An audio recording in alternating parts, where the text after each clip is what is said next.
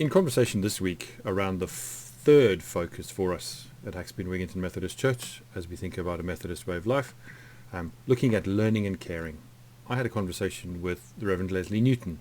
Leslie is our chair of district. So Haxby and Wigginton Methodist Church is part of the York Circuit, a collection of just over 30 churches in and around the city of York.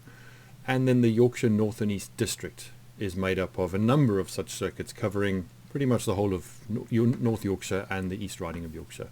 And Leslie is our district chair. He's a minister like myself, but he has overall responsibility and oversight over that wider geographic area, and so engages with the church in all kinds of different places at all kinds of different levels. So has a wide experience of what the church looks like locally here.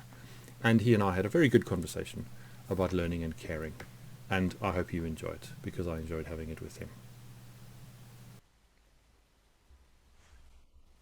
So welcome to Leslie, who joins us. I've explained who Leslie is and how he fits into our church's hierarchy. And if that doesn't make any sense to you, he's just a lovely person who has some, I think, good things to say. And we're going to have a chat about learning and caring as part of our church's mandate, I suppose, when it comes to following Jesus as individuals and together. What does it mean for us to be learning about our faith, to be looking after ourselves and each other, and also testing the boundaries of hospitality and generosity, what we do with what all the welcome we can offer, and also all that we have as people and as groups of people in churches. So welcome, Leslie. It's good to have you with us. Thank you. It's good to be here. Thank you. Yeah, it's good. So you travel around a fair amount as chair of district. You're in lots of different churches, probably mostly on special occasions. But I wonder what your perception is, what your thoughts are as you think about learning and caring across this bit of the Methodist Church, and where you think we are with those things as Sure. individuals and as congregations. Well, I think if I start with caring, I think there is that predisposition, I think, amongst us as a people, um, to be to care. I mean, people care, and you see that in so many ways. And sometimes I think the most effective caring that's going on is actually at the micro level. It is just that communal garden care, which you could just spare. Many of us would want to say that that's just good humanity, you know. Mm. And I think there's a richness about that, isn't there? And then certainly there's plenty of examples where I think, crikey, and it almost takes my breath away about the self. Yeah, I would go so far as to say the selflessness of caring that is going on in some communities in some ways. Some of the communities community in Hull, where they have more or less given themselves away to the refugees and the asylum seekers around them, and I just think it's remarkable. They were wondering what their future was, and I remember the steward telling me, we just said we prayed, Lord, we want to grow, help us to grow, and then we were in the midst of about at least 10 different nationalities of people, and she just threw her hands out and said, and now look what God did in answering that prayer. They've gone for it in such an amazing way, and just living out care. Now that's a real whole church maneuver that they've been on, and that's a massive journey that they've been on. But it takes my breath away. So there's the huge things that people are doing, but just on the micro scale, I genuinely think there's a good predisposition to caring, and I think we're doing a pretty good job on that in Mm. many ways, Mm. as the folks around here. Yeah. So where do you see any gaps? I mean, there is in one of those commitments, we care for ourselves Yeah, and yeah, those around us, yeah. and that is such a delicate balance that requires careful boundary work. And there are all kinds of ways in which we in the church can be poor at caring for ourselves, or only care for others in the way that we know works best for us, and not learn in the process that we're I different. know, I Uh, know, and that is a hard challenge for all of us, isn't it? And I really like the way that they start with "We will care for ourselves." I like the fact that they've put that statement first. We'll care for ourselves, because then we need to take that well-being really seriously, I think, and I think that's COVID has highlighted that for us. I think that just that need for taking care of ourselves. mm, It seems to me that we and people, the nation, is just weary of being weary at the moment. We're just weary of being weary, Mm. and if we don't attend to caring for ourselves more seriously than we're managing to do yet, I think then we're just going to head into more trouble, you know. And I think I was really interested in the stuff that you did around Mary and Martha, and I think um, you know, what one spin I would put on the Mary and Martha thing is that Mary was just doing what she needed to do. She was looking after herself. She perhaps just recognised she just needed to sit there and be with Jesus. Mm. Um, and that's key, you know. And maybe we're in danger of over analyze or over thinking what we think it's all about. But maybe Mary just needed to do a bit more of that. She just needed to stop and Mm. look after herself rather than work herself into a frazzle. So I think we do need to attend to that, and we're doing some work on the district vision, and one of the one of the two strands that I'm really keen that we put in as a kind of a cultural thing is that we are serious about being a church that is healthy, Mm. so that we take seriously that people who belong in the church and are serving in the church and contributing to the church find a healthy way of living. I think that's absolutely key, and I don't think we've been that good at it really. Yeah. We've pushed each other sometimes to breaking point, and we need Yeah. to step back from that. I think so. That's really important. I think that we start there, and out of there, all things become possible. I think. Yeah. It's a really interesting. I mean, using a story as a way of unpacking the lenses we wear when we read it is really helpful. 'Cause I heard someone once talk about that story of Mary and Martha and say, maybe Martha was just saying, "Bloody hell, she's not pulled her weight for years." Yeah, yeah, yeah. We think Mary's being all spiritual and wise, and actually she's just maybe the lazy one. And Yeah, yeah, just absolutely. there's so many windows on it, which Yeah, which yeah. which actually reveal something about us more than they do about the people in the story. I Sure. I wonder though. I mean, so Haxby and Wigginton is a big church, and many churches, larger churches especially, because I've had this conversation with other colleagues elsewhere. We're trying to work out what some kind of organized care looks like, or how we place care within the church life. Um, and I read a really challenging piece which I posted to the church, and actually read most of in a sermon a while ago about how welcome often doesn't transform into friendship. Right. How people can be really welcomed but actually Yeah, yeah. remain lonely in churches. Absolutely. And the kind of buzzword intentionality of of relationship forming within the church as foundational to care.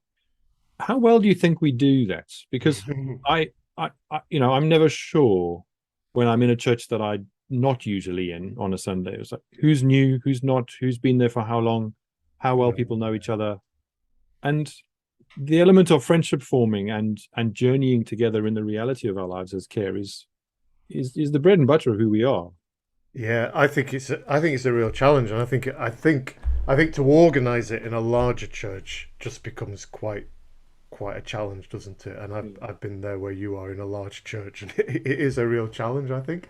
And exactly as you were saying, I think the quote of someone who said, "I don't want a friendly church. I want a church where I can make friends," and Mm. it's all the difference in the world, isn't it? I think, Mm. and for me. I suppose when I was sitting where you're sitting now, Rory, looking after a large church, I was always just trying to identify one or two people that a new person, if we clocked them, could really relate to because of the work that we're doing or the interest that they got, and I'd try and just glue them together as a starting point, I Mm. think. Mm. And I think for me it is how do we help everybody just to feel that they have two or three. It doesn't necessarily need to be more than that. Two or three really good relationships, good friendships that can be developing. Mm. Um, I think that is absolutely key. I don't think it's easy. I don't think it's easy to organise, and maybe it's harder now than it has been. But I think it's important to try. As we think about these commitments, we live with the fact of them not being hugely weighty and us carrying all of them all the time. But at the same time, so there's permission to play with what it means to learn to Yeah. care, to learn to pray, to be in worship, to serve others. at the same time, though, they have a real backbone to them because they are fundamentally about discipleship They are. and shaping the church as a place where we have a culture of curiosity about each other's lives, which for some people is really hard. Um, is as much part of the challenge, I think, when it comes to it's much easier to organize a structure and system of care with the people who are good Yes, at it it is. than it is to have us with the challenge at the moment of saying there isn't a structure or a system that's going to easily work for us. So how do we reframe our understanding of our mutual responsibility for each other? I think we have to see it. Well, I suppose I would want to see it increasingly as ever so grassroots rather than something that the church council or the pastoral committee is putting in place. Yeah, yeah, um, I've lived in that world, and I think we can be well intentioned about it, but it can feel quite artificial by the time we've done it all. mm, Here's your pastoral. We've got some great pastoral visitors who take there, and it can be a good catch-all. But actually, to have the dynamic, real, open relationships, mm, I think it. I think by the end of my ministry in a large church, I was wanting to encourage the twos and the threes to come together, and mm, I think that's even more of of a of of an attraction, I think, to people at this time. Um, Certainly, folk who are coming into the faith and are looking in on the faith, they are open to the idea of accountability. mm, I think more than we've sometimes been in the church when we've lived there for donkey's years. Um, and they're quite keen to be with people who will ask them some hard questions. mm. And sometimes we've done a bit of our caring has been fairly sterilised. It's been fairly distanced, hasn't it? We and it's tended to be, we've been most interested if someone's got a medical complaint rather than if the life is just really tough. But actually, that rounded, how are you? Mm. How are you really? And I think that can only really happen well in a fairly small group, Yeah, two or three or four folk who are committed to that. And I think the real growth happens there, yeah, growth. And I quite like the word, learning's okay. The danger is that we misinterpret learning perhaps and make it feel very cerebral.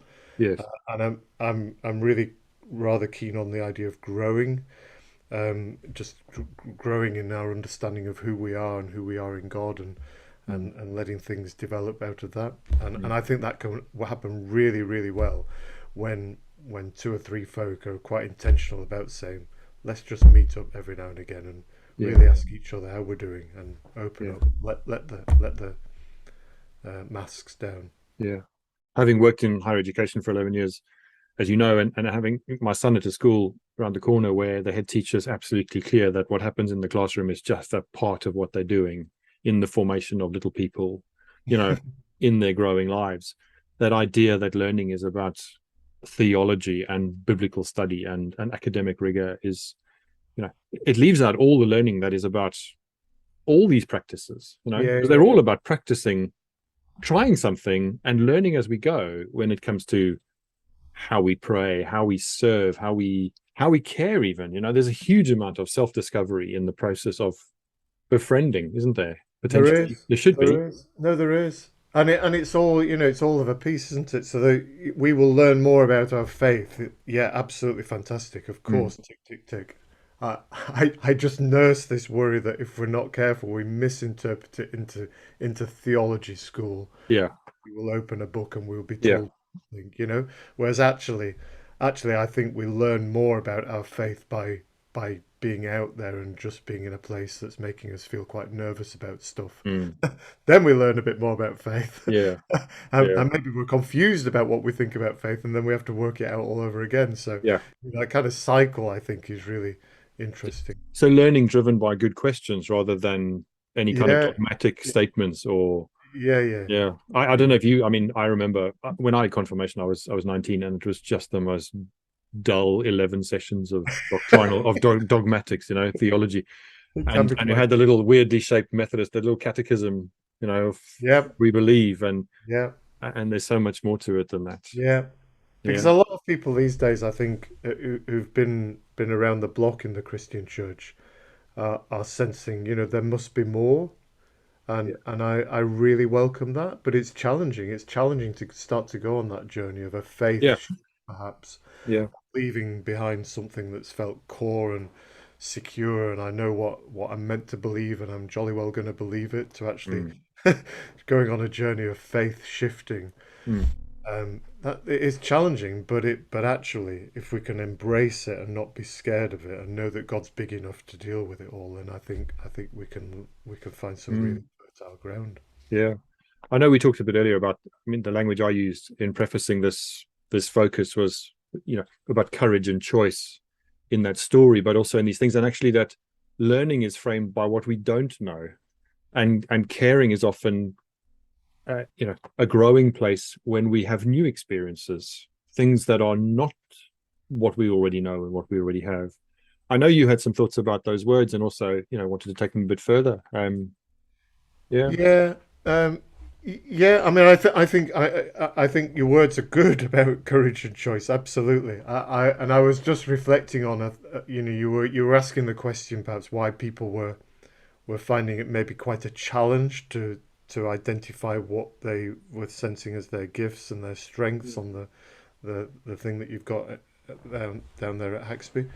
And I wonder sometimes if we just lack confidence and we're feeling quite humble, and we don't quite want to say, oh well, I think I'm quite good at that. I think that Mm. sometimes plays into it all, doesn't it? And whether that's the same as lacking courage, I'm not quite sure. I think it's something about we want to be better than we are, and we're not sure whether we feel good enough about saying where we are. And the other thing that was occurring to me is that kind of what's the driver for us being a caring people, um, and and I'm interested that when Jesus sees the need of a crowd, then quite often in the Gospels we're told that he has compassion. And from rooting around in some commentaries, then I learned that that's all about, it's a very deep seated compassion in his bowels. Mm. I think I forget the words there, but it's quite a deep seated thing, isn't it? There's this compassion that just drives him um, from deep within to be offering care. Um, and I guess that's when our caring really comes to life at its most, when it's coming out of compassion Mm. rather than guilt. Now, we ought to. We're very good at guilt, aren't we? And we somehow need to get over our encouragement of guilt in the church. But we've got a long track record. But what do we feel? What is someone feeling passionate about? And that'll be a whole range of different things. But where's the passion and where's the compassion? Mm. That I think that kind of energy can lead to all sorts of adventure Mm. in caring, which will mean that we care really well about some need, and that would be wonderful. Mm. So as we come back to what you were saying towards the beginning, um, about being weary of being weary, um, part of the exercise for us as a church is not to say, come on, everyone, let's get off our backsides Yeah. and get going. It's actually, hopefully, to say, let's find the one or two things in this list of commitments that a lot of us think we're quite good at or want, feel passionately about. Mm, Let's do one or two things really well going forward. Let's have a look at what we're curious about, and let's ask how we could travel with one or two of those things going forward. And then let's look at what scares us and maybe just ask why and what we might do about one of those things. hmm So the pressure's off in a sense, as the performance anxiety I hope hopefully is so. relieved by this I hope exercise. so. I hope so. Yeah, yeah, yeah, People yeah, will, as a church, we'll have more confidence in the few things we do well now. yeah, yeah. But I wonder how you feel this all kind of sits there. The ideas of learning and caring um of being moved. I think we're all moved every day by the news we can't avoid, never mind the things we are avoiding because it's so hard to hold it all. um I just wonder, as we kind of come back to the beginning, and you Mm. saying that, we're I'm not even sure what I want to ask really, but where what feels like a compassionate place for the church to be right now towards itself in the midst of this overwhelm post COVID into Ukraine and Russia and economic meltdown and all the anxieties of this winter. Sure. Well, I guess the danger is we can just be paralyzed by seeing the need around us, can't we? We could Mm, almost just be so traumatized by it all that we end up paralyzed by it all, and we feel we can't begin to do enough. So it's about what can we do, isn't it? And mm, we just somehow need to be able to let alone leave aside the what we can't do and what can we do. mm. What can we do? Um, a- and that's a good story. That's a good question to be framing our future story by, isn't it? I think Yeah, the evangelism and growth team talk a lot about future stories, and I really like that phrase. And I guess that's another way of just narrating what you're doing at the moment. You're just trying to work out what the future story is, isn't it? well, And yeah, I think identifying, as a church, just identifying something that as a church maybe is going to be the thing that you're going to try and do. Fantastic. But there's a lot of there's a lot of you at Haxby and Wigginton. So what can you do as a individually and just with the small groups of people? There's all sorts of different things you can do. mm, Um, but and it is striking a balance. I think I would want to just come back to that. I think we'll be able to care a lot better when we're a lot better at caring for ourselves. yeah, And I think we need to get over any sense of being self-indulgent about that. I don't think we've attended to our care for each other mm, and care for ourselves, our well-being, perhaps enough as a church, mm, and that does trouble me. That there is a lot of I ought to be running myself ragged, mm, doing all sorts of things, and we need to get over that. We mm. need to get over that and get ourselves into a healthier place as we just maybe focus on the adventure that we can go on in caring. I Yeah, think. I suppose I just want to think of it really positively. That yeah, um, but I do believe Jesus meant it when he said he wanted to have life in all its fullness, and he wants our experience of church to be enriching and rich as a community that care and that care flows out. mm. In all these things, there's a balance, isn't there? There isn't an either or. I either care for myself or I care for others. Yeah, There's an accountability in those there is. conversations you were talking about in our Yeah, friendships where we hold each other to caring for ourselves without being self-indulgent. I mean, that's the beginning of our church's life, and that's where these conversations happen best now. Even yeah. um, there is, I guess, it's a lot of it's about attentiveness, isn't it? Attentiveness to who we are and where we are, and what the next step is. I think Um, and I think my observation of Haxby is that Haxby is a church that for several decades has had grand plans and big projects, and we're not in that place now, hmm and it's a bit bewildering. hmm And asking about small steps and attentiveness to things that aren't necessarily front and center. Um, that's a learning experience for this congregation. Yeah, I agree. And I think I'm framing, from my perspective as chair, I think I'm framing my view of the world in a similar way, really. I think, yeah, I've been minister in a couple of larger churches and strategic plans and what we're going to do and all this sort of thing. And I'm a bit weary of all that now, I think, because it just doesn't, it feels like it's a jar with where we are as a church and where we are as a world, that actually we just need to be attending to Mm, the listening, the being attentive to however we frame it, what Jesus is saying, how the Spirit is working in our midst, what we're seeing in the community around us, and just being attentive to that and just quietly saying, so how can we respond? mm, And being ready to be quite surprised by what pops up mm. rather than some grand plan. So Yeah, I think we're in the same place, Rory. yeah, Actually, yeah. Leslie, thank you for your time.